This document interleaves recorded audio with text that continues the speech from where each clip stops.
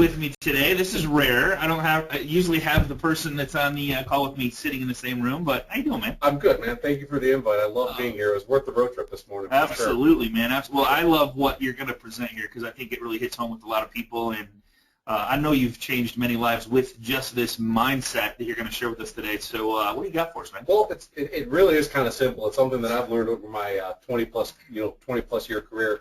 And I'll start the story off in this fashion. I think we all in the real estate industry have joined or have been a part of some kind of a networking group for any period of time.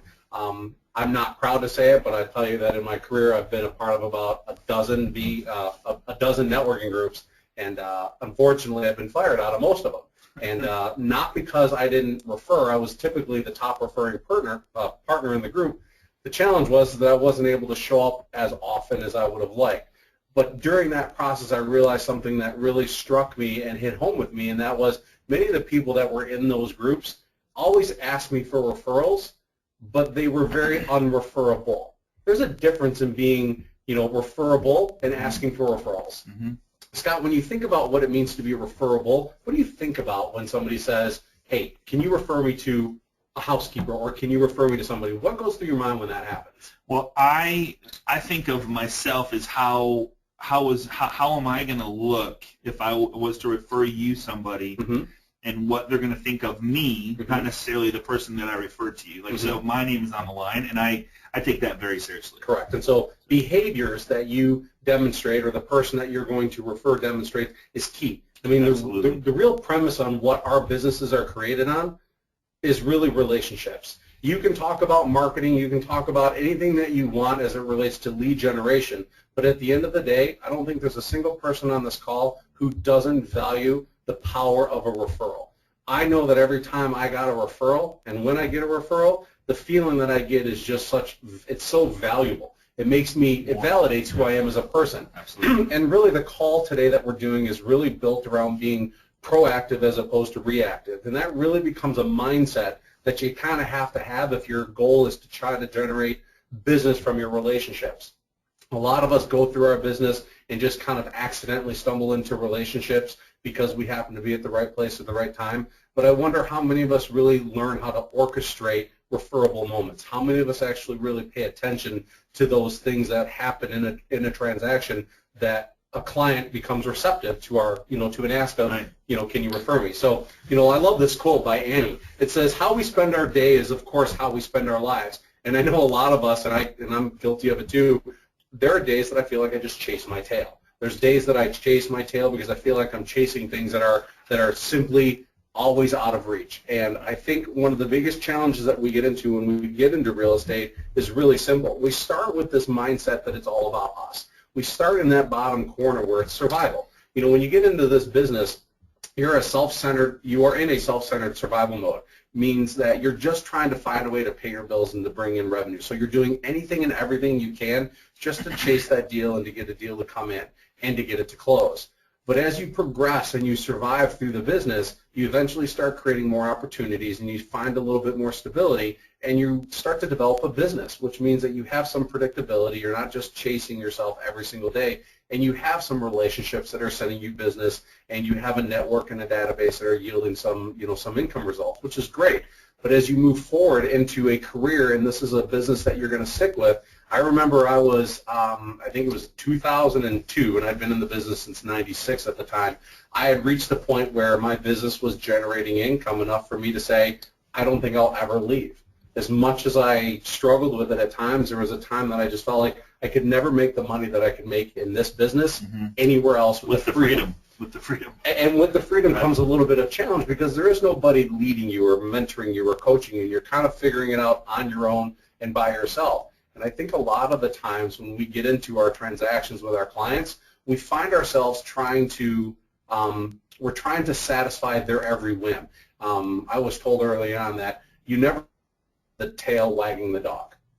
And that meant to me, it just meant that when a client comes and sees you, they're really just a whiteboard. They're looking for your knowledge and your guidance and your direction. And so many times I feel like we believe that the clients know better than we do.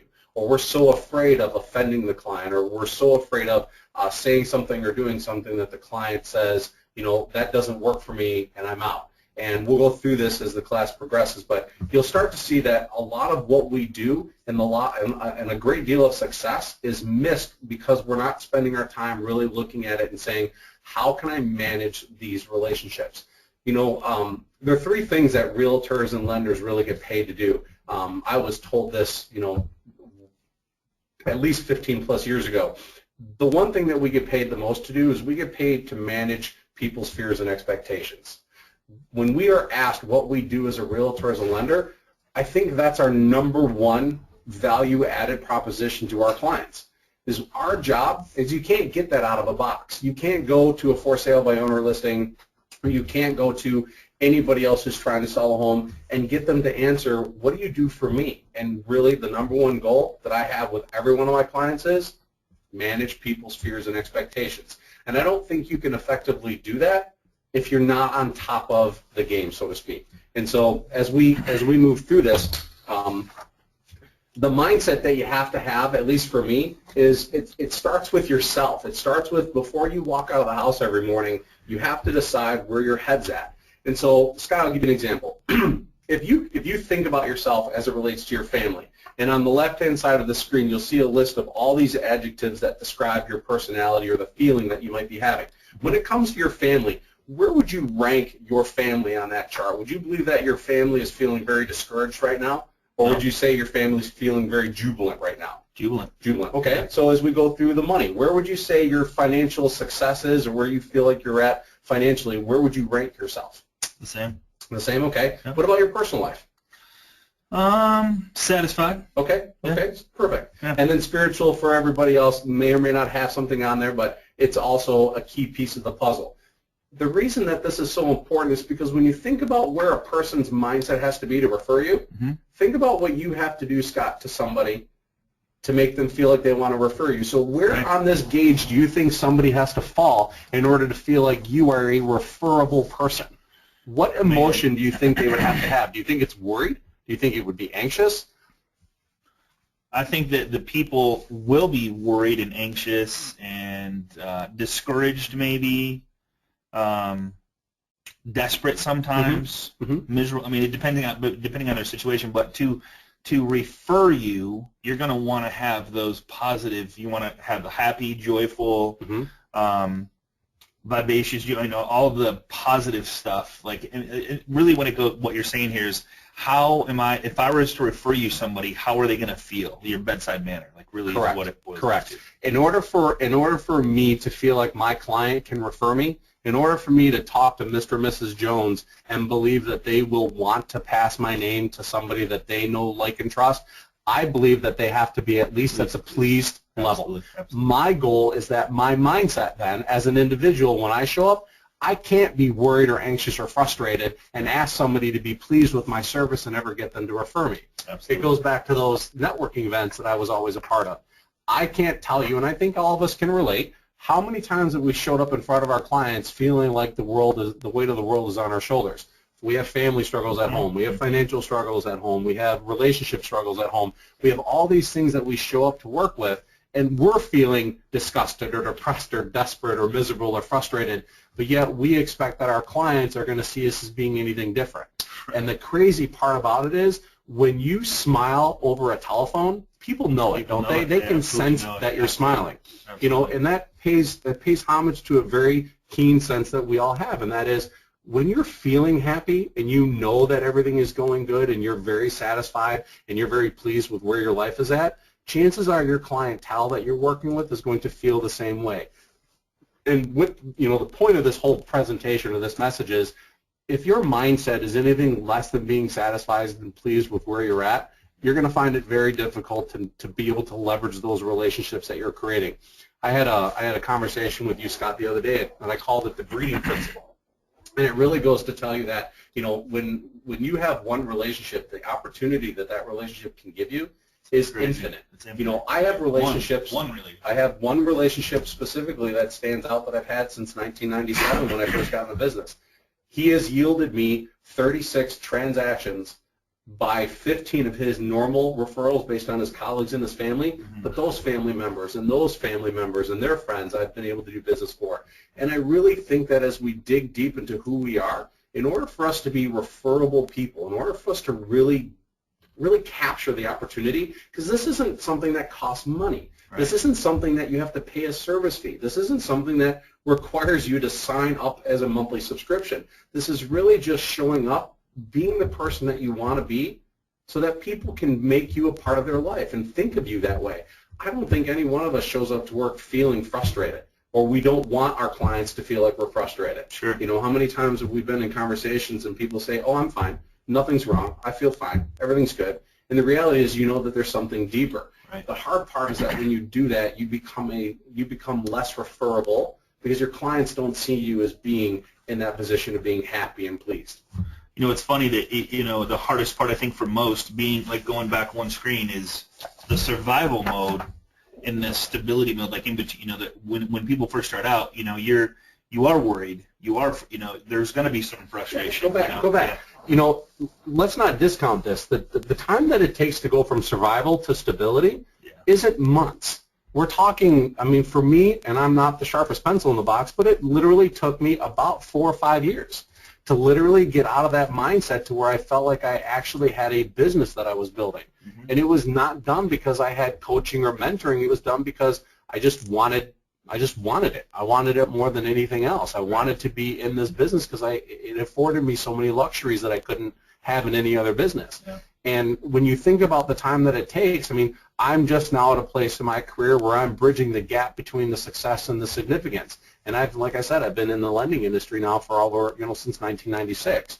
And it takes a lot of time and energy to do that. But a large part of my success really comes from the fact that when I show up to my clients, I know who I am. Mm-hmm. I know that on that emotional gas gauge, that if I'm not feeling 100% satisfied or even higher, the likelihood of that client feeling the willingness to refer me is probably very low. You know, it's funny, like you say 4 to 5 years, and you know, knowing what we know now, it's nice to work with people that are starting out as a survival mode, and seeing how fast they can go from survival to stability. And one, I'm not going to say any names, but one person, you know who I'm talking about, mm-hmm. has done it in less than 8 months. Less than 8 months. I mean, she's literally probably at the success part already. Oh, correct. And now she's starting to focus on more of the significance mm-hmm. part of her life with mm-hmm. her family, and it's exciting to watch. Right, and it's because where she came from, she was very happy with who she was. True. She was very happy with her life. She was very content with what she was doing. She just felt like there was something more. So, you know, one of the things that worked well with me was, I call this the kind of wheel of life. You know, if you look at the center, and for me this is my own depiction, so not everybody has to agree with this, but for me the center is my faith. And so when you consider the spokes, every one of those arrows is a spoke, and you consider where each one of those 12 categories ranks in your life, as far as, let's say, your recreation. If that was gauged between a number from 1 to 10, 1 being the happiest and 1 being the lowest, I don't know many people who feel like they can take a vacation in the real estate industry. Right. So I'm willing to bet you that if that was a 1 or a 2, and then you move to the environmental, and then you move to the physical, like how many of us never get a chance to work out because we feel like we're always chasing, we're always trying to catch up with something, and let's say that was at a 2. And let's say that everything else on there was a 10, and you started to roll it. Every time that rotation happened, as soon as you got to the physical and to the recreational, it would feel like you were hitting a speed bump or a pothole. The problem is that if that continues, it jars the rest of the spokes, and eventually that wheel is going to break. And so I would prefer to have you at a 3 on everything or a 4 on everything than have it be a 10 on physical and 1 on money. Got it. Because all it does is it creates havoc in your life. And so it goes back to that emotional gas gauge, which is, if you're not finding yourself satisfied and you're not feeling yourself pleased with these items, you'll find that your life is not rolling as smoothly as it should. And the amazing part is that this isn't for you as much as it is for your clients. I mean, it is for you, but when you think about what it does to impact your business life, how many of us could handle dealing with 1 or 2 more referrals a month in closable deals? I mean, I know specifically for me, if I was able to increase my business to 30 to 40%, that would be a big deal. I mean, how much of an impact would that have on your recreation or on your physical? And then to be able to have it logical, psychological. I mean, everything, economical. But to have it predictable, meaning that in order for you to show up in this kind of business and actually be the person that you need to be for your clients, you have to take a step back and really look at who you are for them.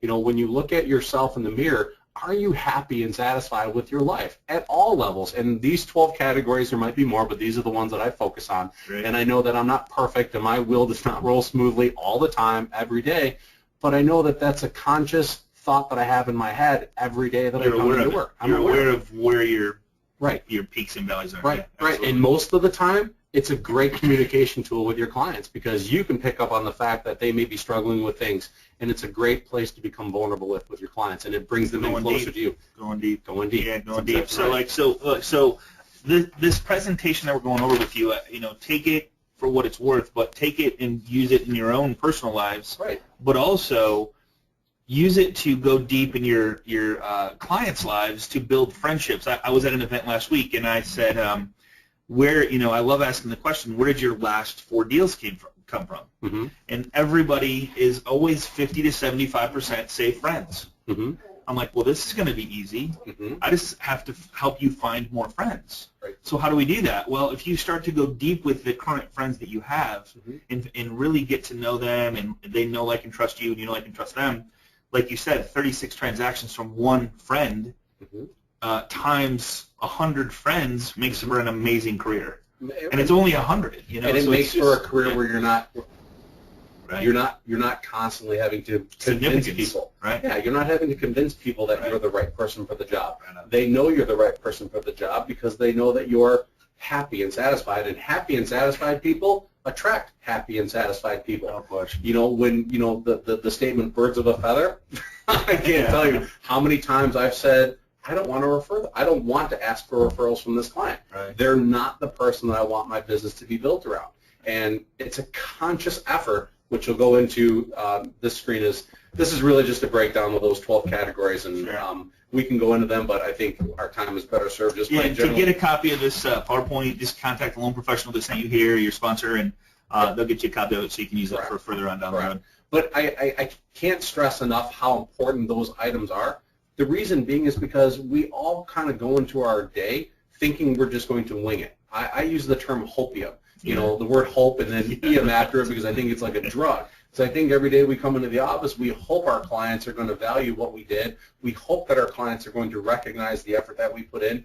But a lot of times we're not really thinking about how that works. We're not really orchestrating the moments. We're not really present in that kind of a situation. And I'll tell you, one of the greatest strengths of a successful business is being aware of what your clients value you for. And I know that my clients, when they come to meet me, they're very clear on who I am and what I'm about.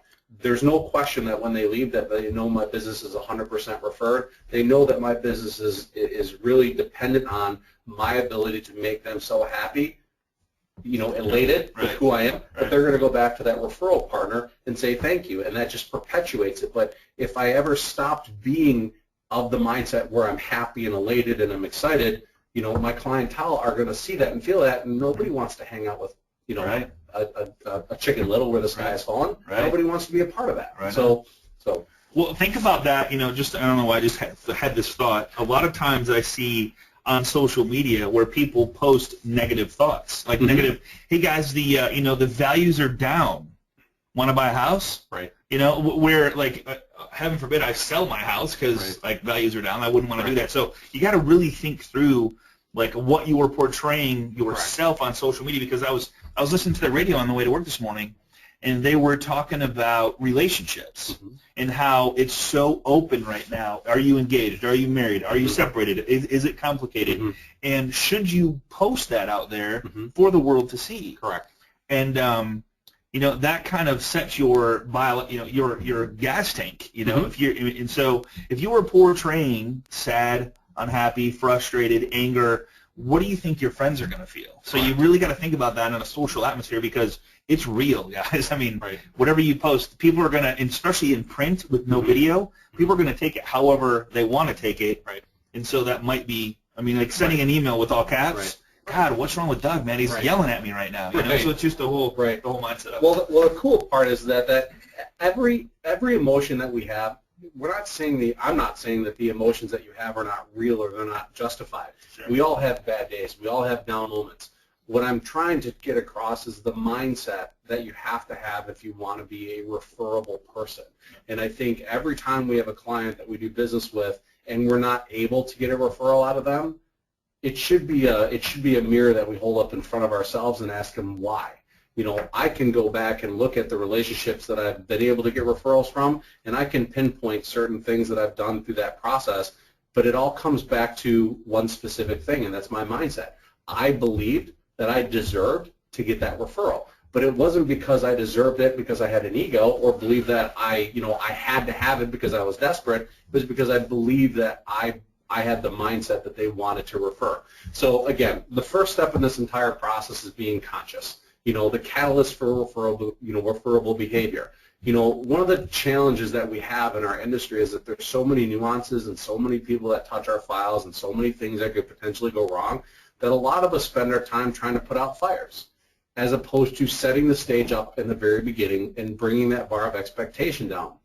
You know, I've kind of learned that it's okay to scare your clients a little bit. When my clients come and meet with me, I'm very open and honest. You said scare your clients a little bit. Scare, yeah, yep. And the reason I say that is because when you sit down to get financing for a mortgage, we're so apt to tell them that everything's going to be okay, or we tell them things that make them believe that we've got it handled, when in the reality is that there literally is 100 things that could go wrong, literally. And so if you were able to address that up front and you can help them understand that the process isn't going to be easy, I like using the term forensic underwriting. I think everybody kind of understands what forensic means, and I think everybody understands what underwriting means. And I kind of look at it and say it's like black lights and tweezers through your financial life, and it almost becomes comical because I tell them at some point in the process, you're going to hate me. You're going to hate me because I'm going to pick up the phone, or my team will, and we're going to call you, and you're going to hate that we're going to ask you for something else. And the funny part is that when we address that in the very beginning, when we do call them and we know they're going to hate us, they end up laughing because we warned them in the beginning. And this is just the conscious behavior. You know, in the course of your everyday business life, you have many opportunities to ask for referrals. The key is having an awareness of how to recognize them as well as what language and behaviors encourage referrals. This consciousness becomes a catalyst for your referable behavior. In that moment when you tell somebody that you're asking them for another pay stub or another bank statement or another letter of explanation, that moment when you've told them in the beginning that you're going to come to that point where they're not going to like you, that's a referable moment, believe it or not, because they're going to say thank you for warning them ahead of time, and they're going to appreciate the fact that you predicted it before it ever happened. And that moment is a referable moment where you can say, you remember how I told you in the beginning that you weren't going to like this process? Well, I care so much about you and your value of who I am and who referred you to me that I never wanted to mislead you or misrepresent anything. And believe it or not, taking that negative or taking that lemon and turning it into lemonade isn't that difficult when you understand how to orchestrate and set those expectations. Would you say that most people try to paint a colorful, happy, nothing's going to go wrong type picture try to overpromise and then, oops, now I got to underdeliver because I didn't set the proper expectations, where setting the proper expectations, actually putting a little bit out there, scaring them a little bit, you said they laugh. I can totally see that because they would laugh because you set it up in the beginning. Right. Where if you avoid that situation going, man, I don't want to tell them about it because I just hope that works. Right. And unfortunately, that's when people get upset, and stuff like that. So. I think a lot of the times when we get in with our clients, it goes back to what I said in the beginning. There are probably multiple times that we've interacted with our clients where we just kind of glaze or gloss over things. We don't really we really don't go deep with them and tell them what they're really involved with. We're so afraid of offending our clients, or we're so afraid of pushing them away or saying something that maybe somebody else didn't say. Right. And the reality is that if they're coming to you to listen to what you have to say, so you have that window of opportunity to convince them or frame yourself in a picture that makes them want to do business with you. And I don't think I've ever had a client that I've scared, and I do say scared because when you tell somebody that it's going to be difficult and this isn't going to be easy, and you're not lying to them, but literally this is not an easy process. Right. I don't know how many real estate transactions go flawlessly through the course of a month, but I'm willing to bet you that more than half probably don't. Right. And so when you look at what people expect, they're wanting you to be not only their friend, but they want you to tell them the truth. They don't know what's going to happen when you leave their house. They don't know what's going to happen when they sign the dotted line. They have a general idea from what their friends and family have told them. Right. But we as our, as the professional, it's our responsibility to set that expectation up. And if you decide that you want to set the bar of expectation up 10 feet tall and you have to jump over it, so be it. I would just rather knock that bar off and set it down at 2 inches so that I just have to step over it. Because if I can step over that bar of expectation and they can say, wow, and thank you to me, I've earned the right to ask for a referral. Yeah. And this comes from the mindset of being aware, being conscious of your behavior, and understanding the impact of setting the stage properly. The bottom corner is my logo for my team, and it says the Triangle of Trust Business. And as part of my conscious behavior, this triangle is designed in a very specific way. I call my business a Triangle of Trust Business because I believe that at every point on that corner, it represents a relationship. And so every time a client refers me, I always look at that and say there's one corner there, which is me. Then the next corner is the client. And then the bottom is the person who referred them to me. And so my concern is that the relationship between me and the referral partner is always managed. And the only way to do that is to take care of the relationship between the client and myself. And if I'm able to take care of that relationship, the client and the referral partner, they have a strengthened relationship, which means now everybody wins. And that requires you to set the stage up appropriately in the beginning. And when you want to talk about why you're different, this is why I'm different. I don't care about the money. I'm looking at my clients and telling them that the value is the referral partner. It's in the relationship. That friend or that person that trusted you enough. You said it in the beginning, Scott. In order to be referable, you have to be somebody's friend. You have to treat them with respect. You got to know, like, and trust you. Bingo. So cool. And that's what it works with. So, and then the second is setting boundaries. I have a dear friend of mine who is a single mom. She's got 2 kids, and she literally she's a full-time lender. I mean, she talk about a juggling act like I've never seen before. And I've been working with her probably for the last year to set up time boundaries. And she reluctantly tried it, and she's had amazing results because of it. She wasn't able to go to the gym before. She wasn't able to meet with her clients on a regular basis, and she always felt like she had to work when she was home with her girls. Now that she has time boundaries, she knows that she has certain times during the day that she has to do things. She has to pick up the phone on Mondays and make a certain amount of calls. She sets time boundaries. But she tells her clients that she's only available on these times through the course of the week. And as much as she felt like it was going to be hard, her clients didn't know any different. Right. Her clients, just like when you walk into a doctor's office or a lawyer's office, you have a scheduled time to be there, because in order to be successful at being able to run a practice, you have to be able to not chase things every single second of the day. Whatever you're dealing with will be there when you're done. Manage your time better. Manage your clients' expectations of your time by telling them up front. You'll be amazed at the freedom that it gives you. When your phone isn't ringing off the hook because you don't have to answer it. For example, on this call, I'm going to ask everybody a question, and you don't have to answer, but just check it in your head. How many of you have told your clients while you're on this call that you'd be unavailable? How many of you set the expectation up that between the hours of 1 and 2, or 12 and 1, or depending on the time zone, that you'd be unavailable? And how many of us have had our phones go off since we've been on this call and have had the urge to go, oh, I need to answer it? Right. This kind of coaching, this kind of webinar that you're listening to isn't about being a better realtor. It's about being a better steward or business owner. Yeah. This is about being able to become a coach or a coach of your own business. And time boundaries is key. I know that, Scotty, your whole premise on time boundaries, I mean, I know that you preach it every day. I mean, in order to be successful in the classes that you teach, you got to block off time. Right. You got to set schedules, because if you don't, you'll never get it done. Never get it done. You react to whatever happens first thing in the morning, and then by the end of the day, you're, after Facebook 3 hours and email for 2.5 hours, and whatever else happens, you're reacting to phone calls, and it's just amazing when you not only figure out what's important to you, but also how to best take care of your clients. And and you said it best, is just letting them know up front. You're when you are available, when you're not.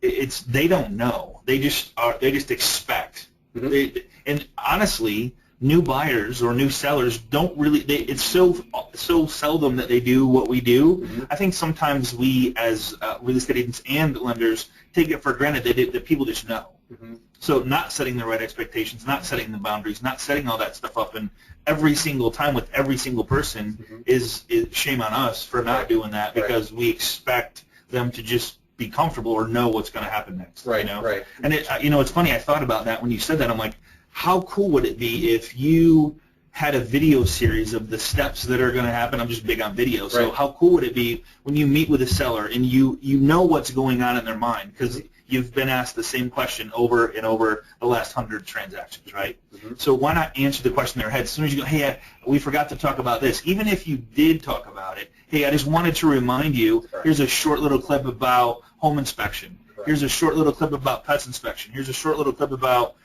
getting the water, whatever it is, just over like 10 little short series videos. Correct. That's creating oh my God, that's so cool. Right. Not only that, they're hearing your voice. You elevate who you are on a level of just because of that, because now you're providing something of value that people don't do on a normal basis, and now you're separate. Not only that, to get a referral, they can forward those videos.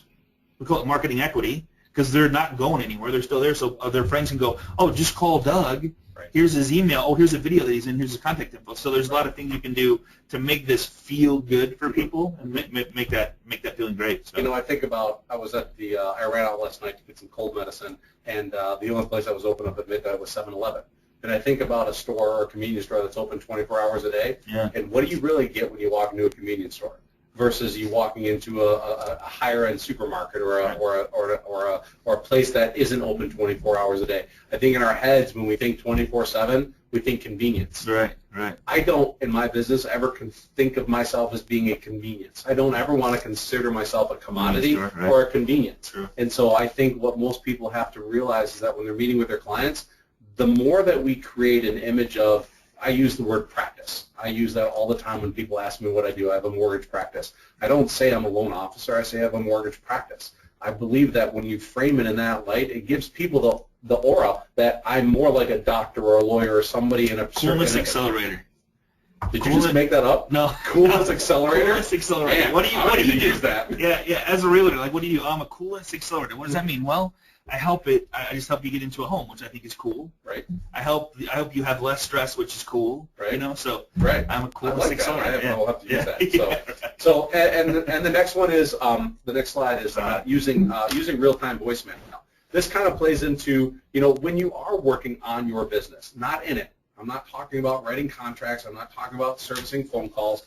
I'm talking about when you're working on your business, meaning you're working on your business today. Every one of you that's sitting on this webinar, this is a tool to learn how to work on your business. And so your voicemail, if you've gotten calls and you felt the urge to want to return them, or you felt like you wanted to answer them, how different would your client's perception be if they called you and it said, during the hours of 12 and 1, I'll be tied up in a webinar learning how to improve my service level for my clients. I will be more than happy to return your calls as soon as I'm out, but please, I will not be available during that time. Text messages, whatever the case may be. Right. I think one of the biggest challenges is we believe that we're a convenience to our clients. We forget that this is one of the largest, if not the largest purchase that anybody's ever going to make. The amount of pressure that we shoulder, that we take on, our clients don't take that lightly. But yet we feel like we're in such a position that we have to be at their every beck and call. We have to be a servant to them. And I'm not opposed to being a servant, but a servant can be a doctor and a lawyer, but I don't think they're convenient. I don't think when you go see an attorney or a doctor that they're a convenience. You go see a really good doctor, it's because they were referred. Yeah. And then secondly, you have to schedule an appointment, sometimes weeks or months out. Mm-hmm. It's a different area of business, I get it, but our clientele doesn't think of us any differently than we perceive them to think us. Correct. We have to create that image for them, like you called it, a coolness accelerator. Yeah. I think anytime you get on an airplane and somebody says, what do you do, and you say, I'm a realtor, they've already framed it in their mind who you are. Right. But if you say, I'm a coolness accelerator, I think that yields a different response and a much different conversation. Yeah, right? Absolutely. Right? So yeah. The real-time voicemail, if you're not doing it, I would challenge you to try it for at least a week or two. You have to get into a rhythm of doing it every day, but it requires you to forecast what your day looks like. It requires you to set up time boundaries. It requires you to start figuring out what your day is going to look like, as opposed to rolling out of bed going, man, I hope I'm successful today. I hope things happen today. I hope I get a referral today. And it's difficult to get into this kind of a group because most of us didn't start the industry like this. But I promise you, the sooner you start developing these habits, you'll stop worrying about how your clients perceive you, because you'll know how your clients perceive you, because you'll have created an image of yourself that's much different than what anybody else is doing. I got a voicemail one time, and it says, "Hey, this is Scott Oates. I'm only working half a day today, 9 a.m. to 9 p.m. Yeah, I'll call you back when I get the message." That's kind of funny. That's a perception, yeah. But I wouldn't advise using that. No, I don't think it'd be good either. Yeah. So step 3, planning 2 weeks in advance. I know, Scott, you and Carl and everybody really focus on this a lot. Planning your schedule out 2 weeks in advance is paramount. Yeah. If you're not planning out when you meet with your clients, my client schedules is Mondays, Tuesdays, and Thursdays. I have 2 kids at home, and my Wednesdays and my Fridays and Saturdays and Sundays after they get out of school are for them. My Mondays, Tuesdays, and Thursdays are my client appointments, and so I'll work late those nights. I have a 4:30 time slot and a 6 o'clock time slot, 6 applications a week. That's enough for me to reach my financial goal 4 times, four weeks a month. But the beauty of it is that every time I tell a client I can't meet with you this week, they'll say, when's your next earliest appointment? Right. Now, mind you, you can always adjust. You can always make exceptions to the rule. Absolutely. If you have a situation that warrants it. But getting into the habit of setting up a boundary of what your day looks like ahead of time allows you to approach it with a different mindset.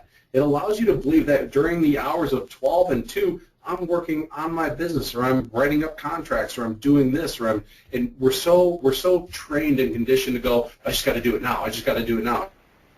I don't want my client to think I don't care about them, or there's some other image that we're going to perceive by being unavailable. We're not a convenience. Right. We are professionals that we have to learn how to run our business.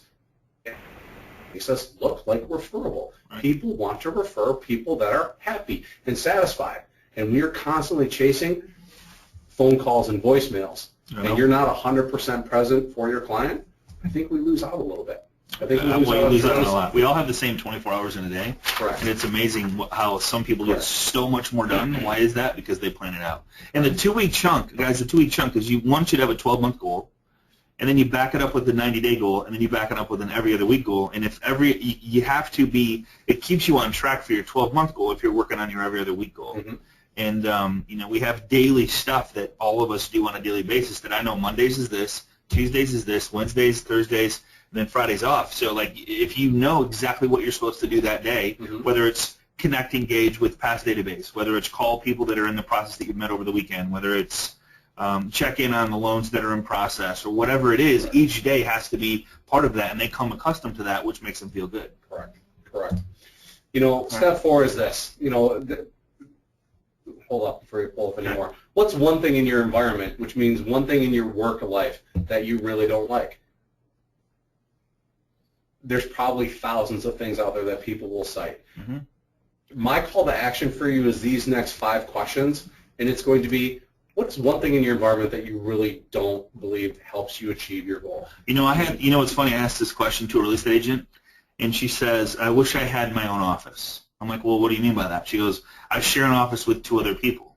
I'm like okay. A cubicle or an actual office? It was an actual office, but 3 people in the office. Right. At any given time, one is her. I think her one thing was, I can't make it my own because it's not my own. So I can't have the plants I want to have. I can't have the lighting that I want to have. I go, okay, how much is it cost? What do you think you could do with your own office? I said, do you think you could close 1 more deal a month? She goes, I think without question, I could have more focus time. I would feel comfortable. Mm-hmm. When I didn't make the calls, it'd be mine. I'm like, okay, what do you make per deal? And she's like $3,500 per deal, which is 3% out of 100,000, whatever. I'm like, okay, so how much is your own office? Well, could you get your own office for $500 or $1,000 or whatever it may be? Mm-hmm. You could get a really metropolis for $1,000. Mm-hmm. Just a one single office that's just yours, decorated by yourself. I said, so really, what you're saying to me is, I'm okay with not making $2,500 or $3,000 a month, sharing an office with to other people. You know what I mean? So it's like, when do you want to? So you're giving up $30,000 or $40,000. So it's just, you ask yourself those questions, and then that is I know for a fact one lady, a great friend of mine, she had her own office, but she was with other people. So the interaction, the questions, so she went and got her off for 2 hours a day.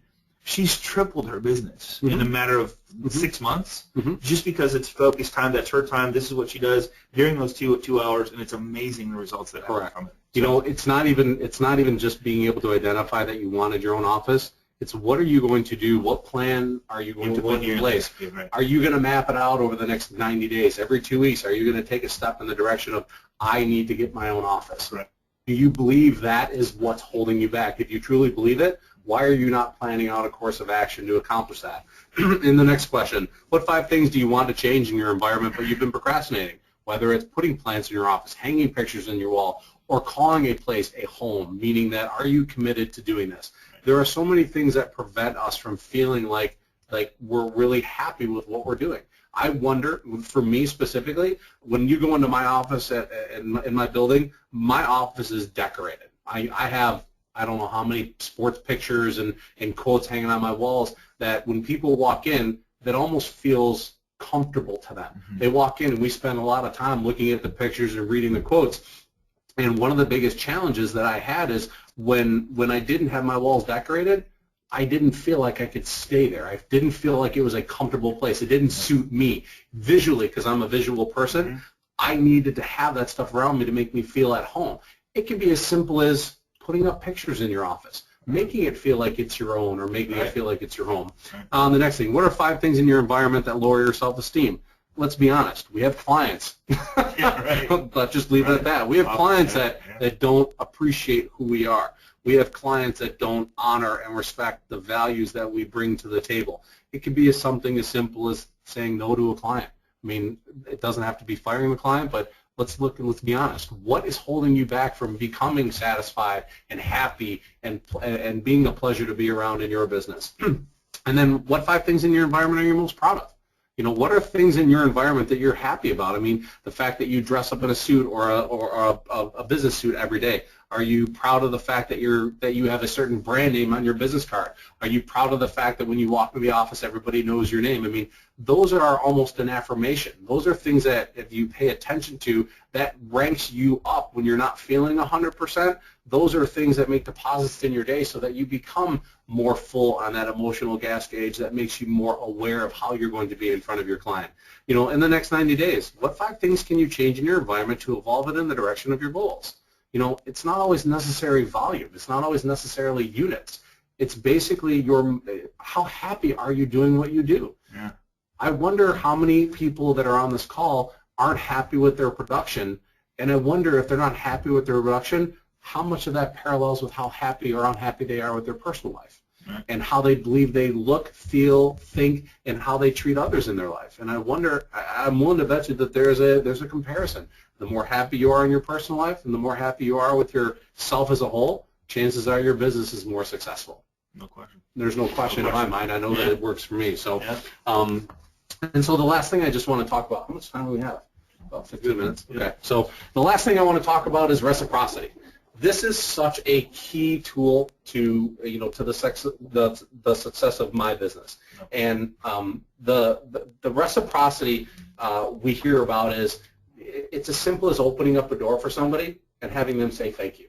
It's making a deposit in somebody's life and getting them to say wow or take notice of it.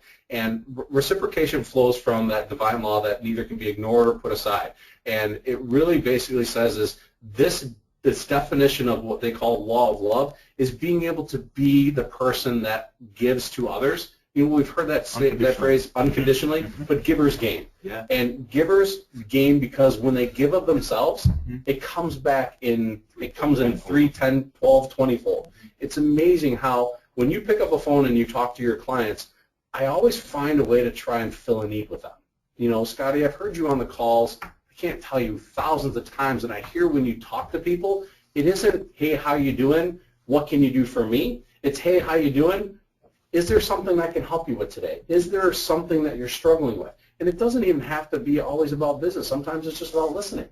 Sometimes it's just about being available. And the cool part is that when somebody feels that you're really connecting with them and that you're giving to them, their response in kind is usually to say thank you or we appreciate that. It's uncommon. Like just communication is rare, so rare. Like, we say if you can communicate at an uncommon level, things will change for you because people are so detached from normal conversation. Right. We got the social. Got the social aspect. We don't know how to small talk. We don't know how to small talk. No. I have 2 young girls that are growing up in this age, and I wonder if they're not going to learn if they're not going to know how to small talk with people. They're probably texting the back seat to each other. Right. And it's funny because I called them down for dinner, and my oldest was upstairs on her laptop, and I had to text her to come downstairs. I want to walk upstairs. I didn't want to yell, and so I texted her and told her dinner was ready. Right. And so I think what we're referring to about communication isn't necessarily just an email or text format. That's a great way to disseminate information, but if a relationship really means something to you, if a relationship is really of value, I think, without question, it has to be done through actual communication, through the exchanging of your voices and tones and your emotions, and it has to be done that way. The law of reciprocity is to what can be best described as transactional reciprocity. That means that in a lot of people, the way that they do business, they expect it. It's a tit for a tat kind of thing. Yeah. I did this for you, now I expect this in return. Yeah. The fact that you believe that diminishes the ability to gain that opportunity to ask for help or to ask for that referral. Yeah. The problem is that when you show up and you give people everything you have, whether it's in your job or in your family, they give it back to you because it's just nature. Right. We only succeed without having to ask. I don't want to say we don't have to ask, but for me, I know that when I pick up the phone, and there's always a reason and a purpose that I make a call. The reason is, let's say it's to give an update, but the purpose is to find a way to get them to say wow and thank you. And that wow and thank you isn't anything other than them acknowledging that I did something special for them, but the way that I've structured my business, it allows me to ask them for help. And I don't say that I ask them for referral. I say when they say wow and thank you, I said, hey, thanks for noticing. You know what? You know that my business has been built on my relationships, and Mr. So-and-so referred you to me. I need your help. Can you do me a favor? I would really love to work with somebody just like you. And that is not me doing a tit for a tat. This is me managing the expectations of my clients and deepening that relationship, because anytime you can pick up the phone, and I say pick up the phone, and have a meaningful conversation with somebody, you've already differentiated yourself from everybody else. Everybody else. Yeah. I mean, Scott, how many times a day do you have meaningful conversations with everybody, and you are a video and social media king, but you still pick up the phone? Yeah, yesterday was 15 conversations just yesterday. It's crazy. Yeah.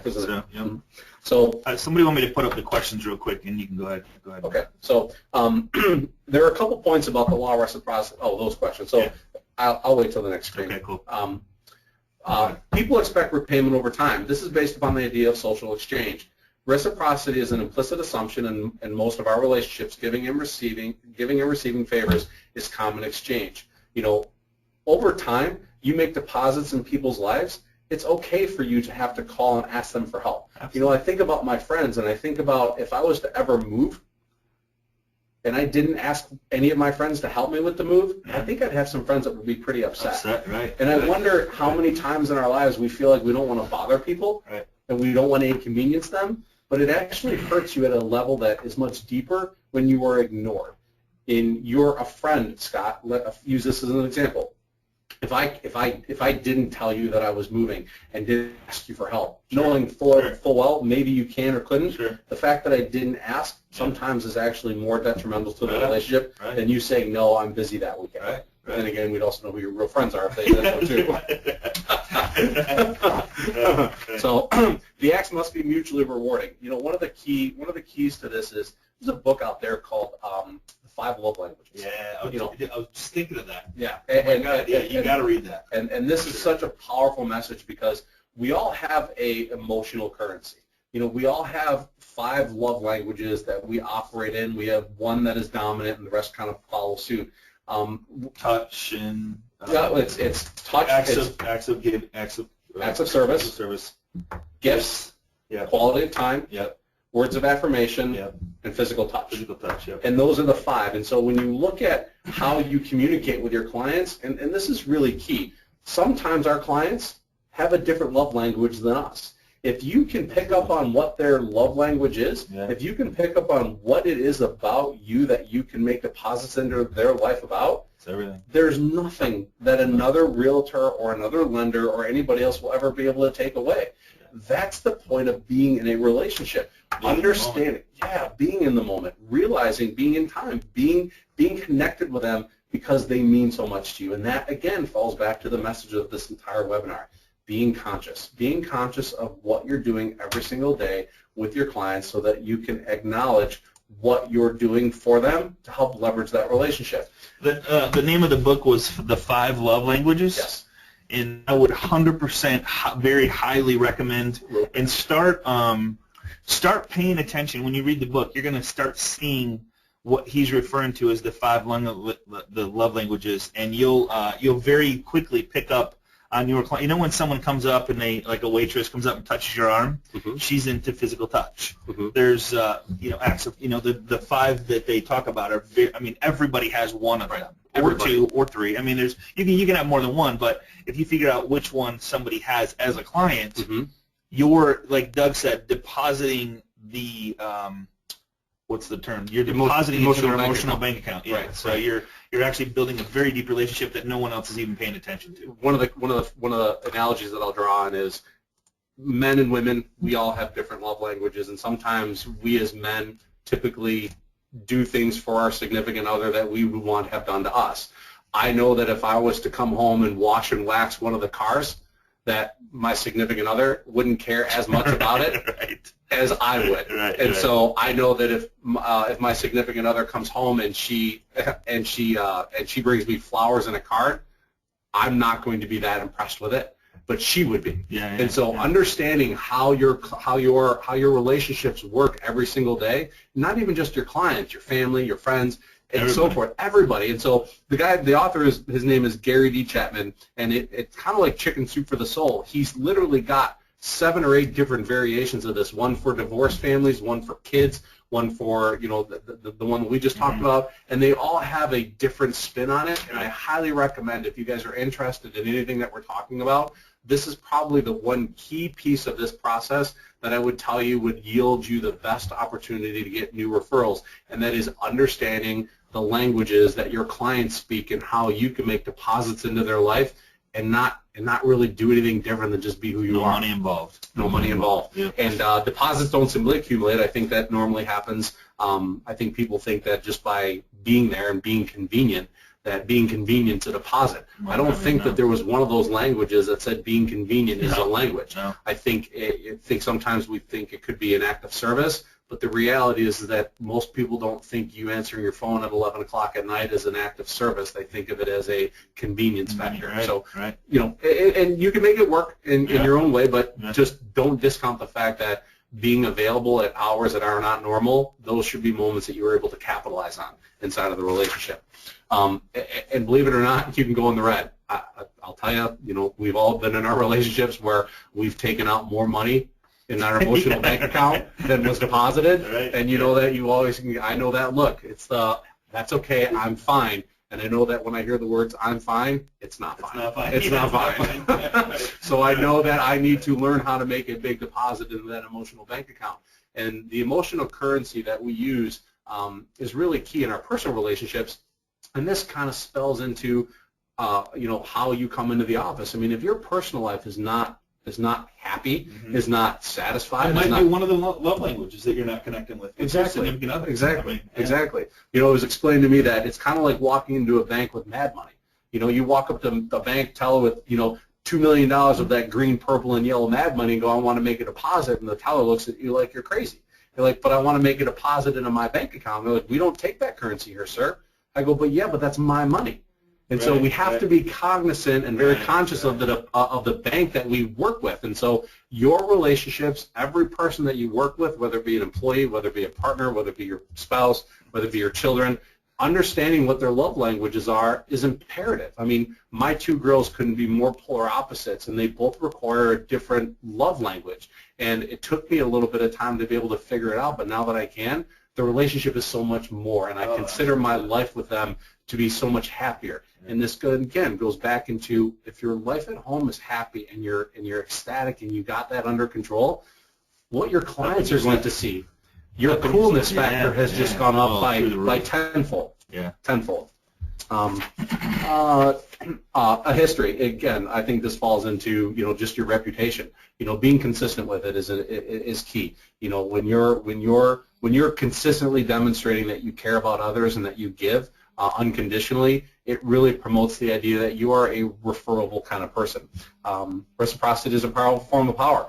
It can go both ways. If you do something to somebody, like if you were vindictive or you're hateful towards them, people call it karma. It's one of those where it's not always just positive. It can be negative as well. And then understanding the difference between being a superstar and a super servant. Scotty, I think there's not another person on this planet who I consider to be more of a super servant than you. Everything that you live and breathe and everything that you do that I get to be a part of and watch really demonstrates the characters that you see listed on the right-hand side. Has character, focuses on service, demonstrates commitment, counts relationships. I don't think I've heard you. I think when you and I first started talking, you said to me, he goes, wouldn't it be cool if I could work with nothing but my friends? Yeah. He goes, I can't even imagine a world that I would live in that would be so perfect then for me to be able to work with my friends. And I think, every day that you wake up, you're getting closer to that. Oh, yeah. And it's a cool thing because when you pick up the phone and you talk to people, it's not people. No, it's you're talking to your friends. Yeah. And they feel it, and they get it, and they get it. Strives to be trustworthy and is motivated by growth. And look at the other side of that. Has a persona, focuses on sales, demonstrates obsession, counts deals, is competitive, strives to be liked. That's not the same as being trustworthy and is motivated by recognition. One of the greatest attributes of being a super servant is the understanding that you don't have to be recognized in order to be successful. Right. I don't think many people know the kind of business I have. I'm not in the magazines. I'm not recognized. I do my job. I do my business, and I have a great database. I have over a 5,500 person database that I love working with, and I don't consider all of them friends. And let's be clear, a definition of friend isn't somebody you're going to have over and have Christmas with. A friend is somebody you can pick up the phone with and know about their wife and their family and their hobbies and their interests. So, and then here are some the top 10 guidelines to help you develop referable behavior. Tell the truth, no matter what, and quickly admit when you're wrong. Man, that's number one. That's why it's number one. Yeah. Every time we deal with expectations that have to either be adjusted or don't come to fruition, our tendency is to avoid it, and it's hard, and I think it actually breaks the trust, and it hurts your opportunity to gain future business. Be in time, meaning be present in the conversations that you're having, understand what you're doing and why you're doing it, have a purpose, look at it as if you were 30,000 feet above yourself and looking down in all the inner workings of what your business looks like, and be present in it. Make no assumptions about your clients and their priorities. Instead, ask the question, what's important about it to you? Ask the questions. Don't make any assumptions. Sometimes we think we know everything, and the reality is that is so far from reality. You were going to say something? It's just funny how there's a book I read where these people are walking through a house and the lady mentions the apple tree by the bedroom. She's like, I've always wanted to have an apple tree by my bedroom window, and the person showing them the house just ignores it altogether. Where that was the end of the transaction right there, where that's what she's wanted. She likes. It's not about the house; it's about the apple tree by the bedroom window. It's the feeling of she felt and has felt since whoever knows when. So you have to listen to that stuff instead of assume what they want. Correct. Even though they're telling you what they may want, you still have to listen to little cues that may go take that conversation deeper. Right. What they tell you on the surface is really just the small talk. Absolutely. The questions or the statements that they make are usually opportunities to open up a door and dig deeper to find out what the real meaning is. Establish boundaries that benefit both you and your clients. Set it up however you see fit based on what you want. My life and my business is set up around my life. Scott, you have a quote in the window that says, work on building a great business, but don't forget about building a great life, around it, or something to that effect. Set your life up first. Well, this one right here is like I look at it all day. It's like what would you attempt to do if you knew you could not fail? I look at it all day, every day. Correct. You know, I mean, Correct. it's stuff like that. Yeah. And this is something my father told me when I was young. He said, "Be more interested and less Be more interested than interesting." Meaning, God gave us 2 ears and 2 eyes and 1 mouth for a reason. I would always say use them proportionately. Meaning, listen more, pay attention more, and talk less. And ask questions and then let the information flow out. Acknowledge people frequently with handwritten personal notes. Scotty, I think that's exactly something that everybody needs to do. Yeah. Say please and thank you. I think one of the greatest moments in my life that I've been most proudest was when my daughters and I go out, and every time we run into a service person, whether it be somebody at a counter, somebody at a cash register, waitress, waiter, my girls know that their role is to make that service person feel wanted. It's amazing and to do that, man. when you look, and they're trained now. I've taught them to look at their name tag, and if they don't have a name tag, to ask them what their name is, and to say please and thank you. And it's just such a key deposit. I mean, that is a deposit in somebody's life. Absolutely. You never know who you're talking to, whether or not that person could be a client. And just that little deposit to acknowledge who they are is significant for them. It could change the way that they're feeling. Right. Absolutely. Actively invite feedback. I can't stress this enough. Ask people how you did. It's not always going to be pleasant, but it will always be educational. I promise. Do your homework. Never wing it. You don't wake up in the morning and hope things are going to happen. When you guys wake up tomorrow or finish the rest of your day, the information that I'm giving you here that we're sharing today isn't life-altering. It's not rocket science either. And the beauty of it is it doesn't cost anything. But these are tools and strategies and techniques that I promise you, if you embrace, will yield you a better return on your investment and will make you a much happier and much more enjoyable person. And your clients will see that, and by default, you'll start getting more business. I promise you. And speak with confidence and passion, deliberately selecting your words. Understand that what you're saying and how it affects them. Understand that the vibrations and the words that you choose to use do have an impact on how they view you. And so when you're not happy and when you're not feeling satisfied, your words and tone are going to come out, and it's not going to make them feel like you're a referable person. 5. Well, I was going to go up. Yeah, 5 love languages. It's this one right here, right? Mm-hmm. So improving millions. So here it is, right here. Whoops. Sending gifts all the time. So it's actually right here. So the 5 love languages by Gary D. Chapman. That's it. Yeah. So you got it. That's the book that we recommend. I've read it. It's an awesome book. The other one that I would highly recommend is the 7 Levels of Communication. Of Communication by drawing a blank right now. Michael Mayer. By Michael Mayer. Amazing, amazing book. Highly recommend it. He talks a lot about what we've covered today, some of the things we've covered today. Great book. So, hey, guys, I appreciate you being here. Doug, always awesome stuff. Thank you, Scotty. Thank you. Thank you, everybody, for taking the time out of your busy day. Absolutely. Truly an honor. Truly appreciate it. And hope all is well. Absolutely. And if you're joining us for the first time, go to facebook.com/groups/agent mastermind and join us on this group. We're at 14,220 and growing. A lot of interaction here, engagement. Appreciate you guys commenting and helping out other real estate agents. This is only for real estate agents, so make sure in your profile, some way, shape, or form, we can see that you are a real estate agent, and we will let you in. If not, sorry, you won't get in. So appreciate you guys. Appreciate you being here. We'll see you same time, same place next Tuesday on Agent Mastermind. Take care, everybody, and be safe. Bye-bye.